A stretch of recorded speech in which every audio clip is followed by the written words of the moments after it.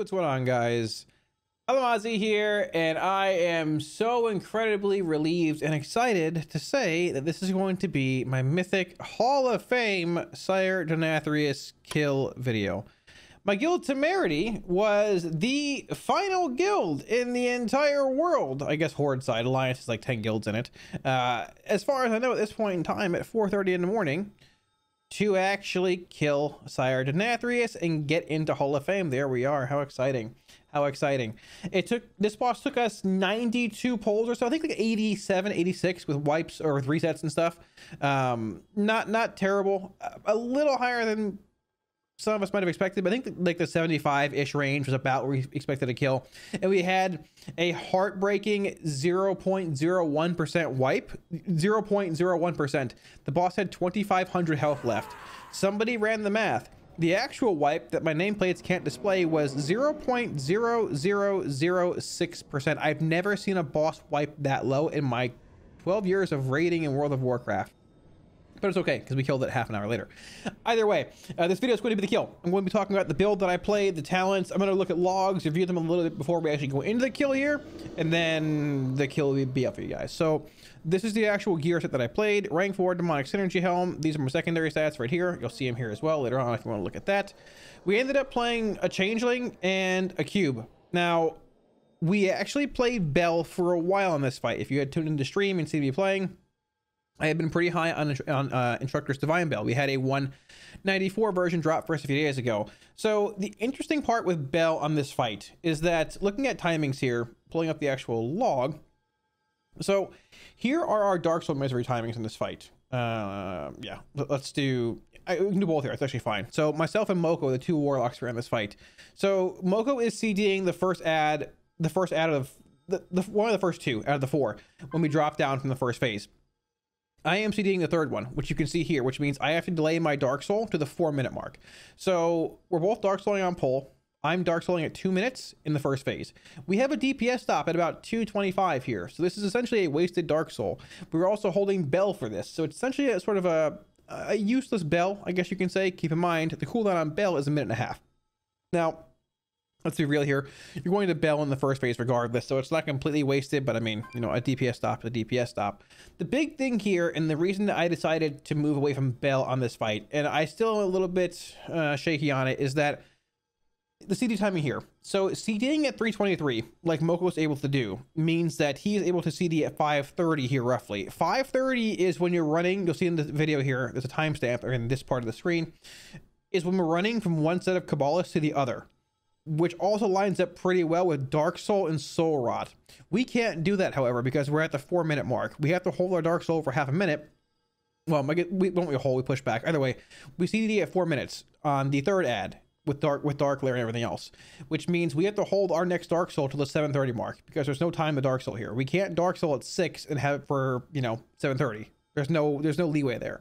We're lusting at 7:30. We're also getting power infusion at 7:30. The Warlocks get power infusion in this phase because it's a pure single target patchwork DPS check in phase 3. So it makes CD timing a bit awkward for us here. Now, we were able to Bell once again at 0, at 2, and we were holding Bell for the 4-minute mark, which is when we were Dark Souling. We would get a Bell around the 5:30 mark, but the problem was without the haste from Dark Soul and just the movement with the Kabbalists and moving around, I was getting so little value out of my Bell. I just felt the cube was better. We're going to be able to cube on pull. We're going to be able to cube at the 4-minute mark on our like mini boss we're killing here, and then we're able to cube at the 7:30 mark here, which is essentially where, you know, myself and Moko were both indeed popping CDs. If we go to buffs here, you will see that I did indeed get the IQ debuff for every single use. One being on pull, one being here on mini boss, and one being in the final phase here. You can also see the weak aura that I have for it in game right here. It tracks mastery or whatever stat I get. It shows whatever the cube's going to do. So you can see that on the replay as well.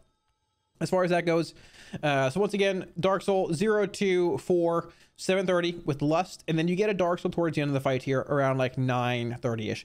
Now, for the most part, we played phase 1 actually like pretty well. Our timings on seed precast were good. Phase 2 was played pretty well. Phase 3 was played pretty well up until about we had to drop our gateway for the second Pie Slice Ravage Massacre overlap coming out. Unfortunately, we should have refreshed our UA when we had the actual blood price go out. We were really low on health, and it was sort of just an oversight, and it sort of just spiraled out of control there. We had our UA down for a little while. We had to go put a gateway up, which made things even worse. Then we couldn't refresh Shadow's Embrace, all of that, which made things a bit awkward. You'll see at the very end here as well, about when we Dark Soul at 930 mark, I go to cast my UA to refresh it because it's down, and I fidget with like 0.01 seconds left in the cast because I'm trying to position for the knockback. And I guess I just thought I'd refresh it. I didn't, because that final knock, I'm going to soul shape back in. TLDR, we could have played the last half of phase 3 a bit better. But regardless, overall damage-wise, we still ended up doing a solid bit to Denathrius in phase 3. So, once again, the gearing here, Cube, Fever, Synergy rank 3. We ended up playing double potency here. So, Malignancy, obviously, which is also why it hurts even more having UA down, and Cold Embrace. Once again, my Shadow's Embrace uptime in the final phase could have been a decent bit better once we got to the second half of it, but it is what it is. A kill's a kill. We did indeed try Nia's Burst on this fight. Nia's Burst was dealing, I would say, on average about 28 to 30k damage, about 25 to 35,000 damage in the final phase on this boss. The issue is that it's just not consistent. It's not reliable. It sort of reminds me of Infinite Stars, sort of like, which is what THC pointed out. Sometimes you get really good pulls where it does 50k in the final phase, and sometimes you get really bad pulls where it does 14k. I want consistency. I want that 2,000 health wipe we had 2 pulls before we killed it, you know, to be consistent. I don't want it dealing in the same amount of damage and not dealing the same the next pull, which is why we opted for Cold Embrace. Now, for the most part, in logs and things, Cold Embrace and Malignancy have indeed pretty much been the conduit choice, it seems like now. Burst was good early on, but once people realized it's pretty RNG and things, they went back to Malignancy and indeed Cold Embrace.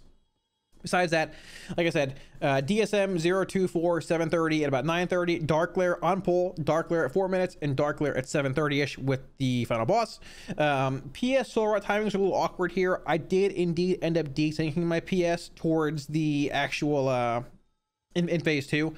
Unfortunately, we did miss one thing I want to point out here as well. We did miss a Soul Rot cast in phase 2. Let me pull it up right here. We missed a Soul Rot cast, which is unfortunate. The timestamp here, you can see right here, 534 to 736. So right in here, this is about the time that we have movement with Sire, like going from one platform to the next, where we would be Dark Souling if we were popping CDs earlier, but we're not. So the issue with Soul Rotting here is that, like, we can Soul Rot at 636-ish. That's the second it comes up, and it's fine. But typically, I like Soul Rotting a little earlier here, around like the 520-ish mark, because you can do it here with it being a minute cooldown, and it lines up better with your PS depending on timings. But it got pushed back a bit too far, and I wasn't really sure if we were going to be able to Soul Rot with Dark Glare in the final phase without pushing back into our Dark Glare. Even if we had popped it on cooldown at 636, it would give it to us about 10 or so seconds into Lust, which is not bad, but it was just cutting it a bit too close. We knew we had the DPS going into phase 2 to get the boss to 40%. We knew we had it. I didn't really want to risk anything, and in the end, ended up paying off. Any Weak Wars profiles add-ons you see here, you can grab for free off my Twitch. If you want to swing by, hang out, ask any questions anytime, feel free to do so. I don't think logs are public at this point. I can show you the damage breakdown briefly, I guess. This is overall damage. Any other pull. Let me see. They might be public at this point. I don't know. But really what I was more concerned about in this fight being a lock is Sire Denathrius single target damage. And for the most part, even scuffing the actual last little bit, did pretty well. 99.88% active. I'll take it. I'll take it. Yeah. Once again, dudes, any questions, feel free to drop them in the comment section below. I will be sure to get back to you. Enjoy the video, dudes. Thank you for the support. 5, 4, 3, 2, 1. I don't think so, but I can. I mean, if it's gonna fuck up here, probably not worth changing at this point. Just need one thing.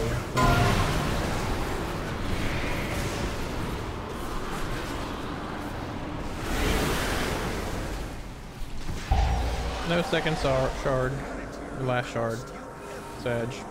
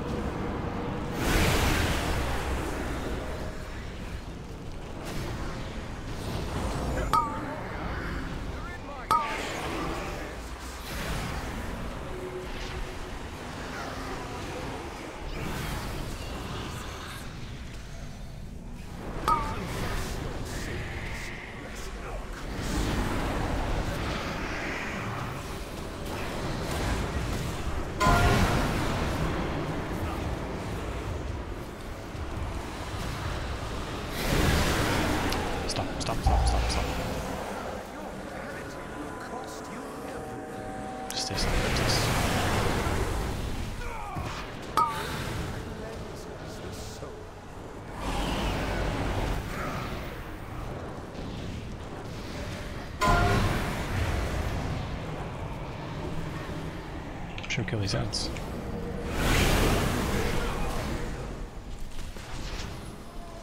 Go, go, go. Cool.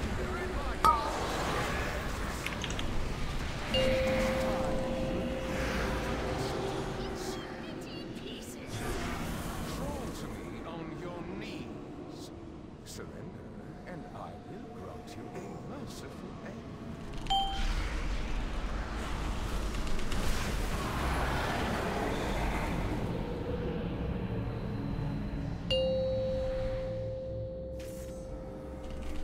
Servants, remove this refuse from my sight.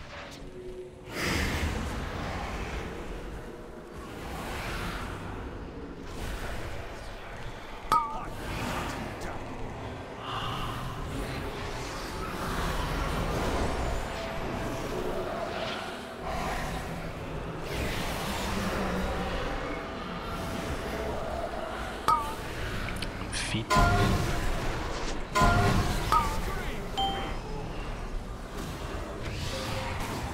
Miss.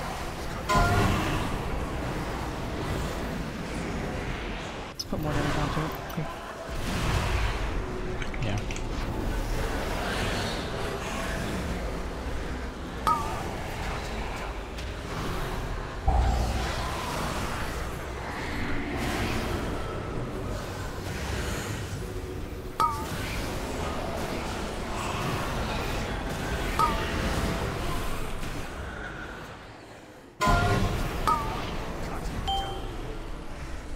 Okay, it died. Just keep running, it'll be fine.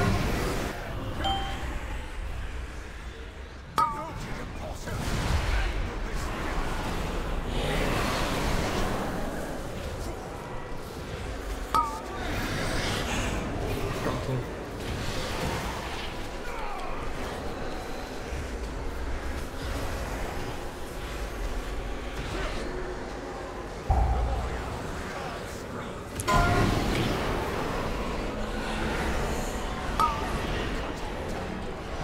Next feet.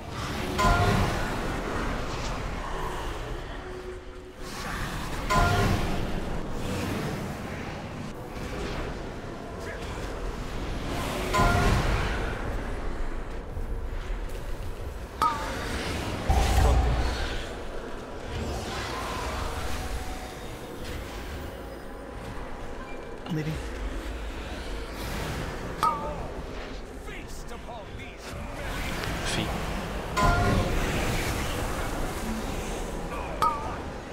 Tank frontal. Feet again.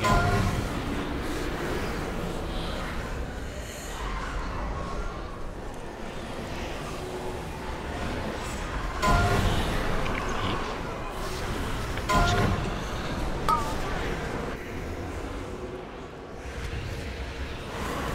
You on opposite side. Impale. Watch the line, watch the line.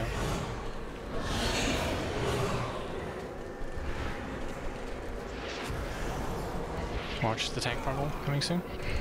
Frontal.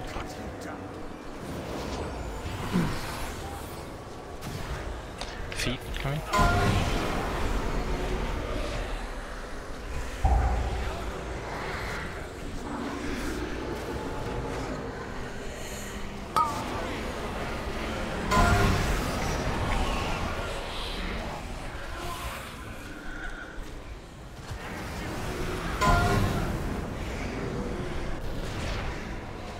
Just cleaving up mod. Boss.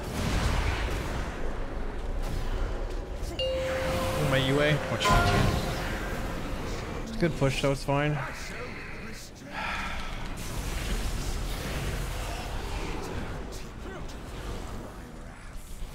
very well. You shall have it.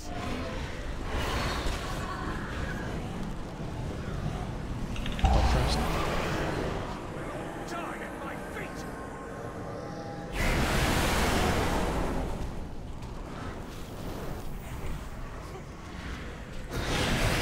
Rotate. Soak the front one first, maybe?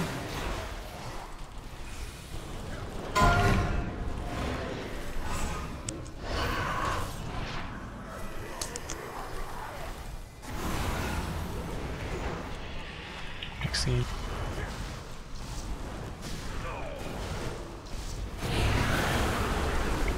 Rotating. Watch the knock. Watch the knock. Baiting. Cool.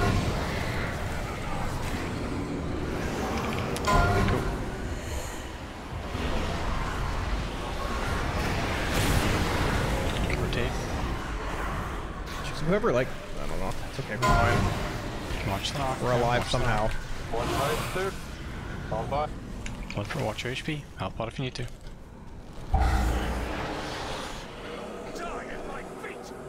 Should be okay here. I don't have much left. Thanks. Okay, melee dex.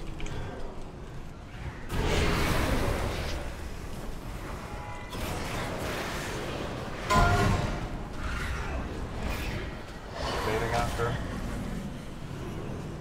Focus on Skateway when it comes down. Stop.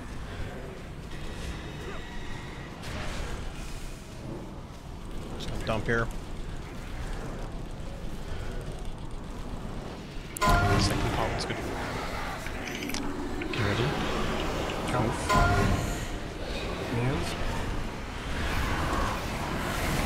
Rose. Get these turn spots. I'm going to be dead. Rotate. Near range, I'm gonna be able to stand though. Just ring.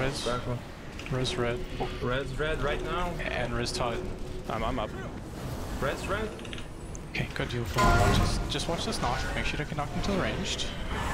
And then blood wars after. Res. This is. Pop. Make sure you topped enough for this. Alright. Last seats. Melee ones to the middle of the room. Range to the corner. So, scope. Res. Knock. Okay, take this up to the side. Kill boss. No UAF. I don't care. Kill this boss. Kill this boss, please. Blast. Please just kill it. Let's go. Oh my gosh, we're done. I love you guys. And that was like the pole reaction had the right seed timing. Oh my gosh. That was good. Hey look, Kalamazi's dead on the floor. You think I didn't hard commit with that drain, baby?